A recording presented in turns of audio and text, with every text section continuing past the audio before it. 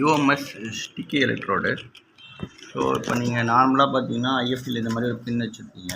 அதில் வந்து பார்த்தீங்கன்னா இந்த ஸ்டிக்கி எலக்ட்ரோடு வந்து போகாது யூஸ்வலாக. ஸோ அதுக்கு வேறு மாதிரி அடாப்டர் தான் யூஸ் பண்ணணும். ஆனால் இப்போ நம்ம யூஎம்எஸில் பார்த்தீங்கன்னா தனியாக ஒரு ஸ்பெஷல் லீடு தரும். ஸோ இதில் பார்த்தீங்கன்னா இந்த பின்னு இதில் வந்து நீங்கள் இந்த ஸ்டிக்கி எலக்ட்ரோட ஈஸியாக போட்டு யூஸ் பண்ணிக்கலாம். ஸோ இந்த ஸ்டிக்கரோட வந்து பார்த்திங்கன்னா நார்மலாக இருக்கிற இந்த டென்ஸோட லீடு இருக்குது பார்த்தீங்களா, அதில் இது போகாது. ஸோ அதுலேயுமே யூஸ் பண்ண முடியாது. ஆனால் இந்த 2-in-1 லீடில்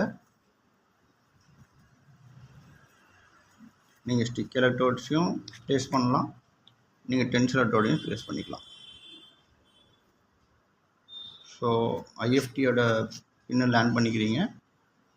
ஸோ இந்த எண்டில் நீங்கள் எந்த எலக்ட்ரோடானாலும் யூஸ் பண்ணிக்கலாம்.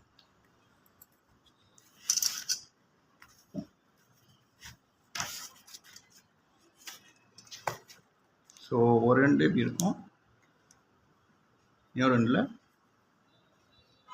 சின்ன பின் இருக்கும்.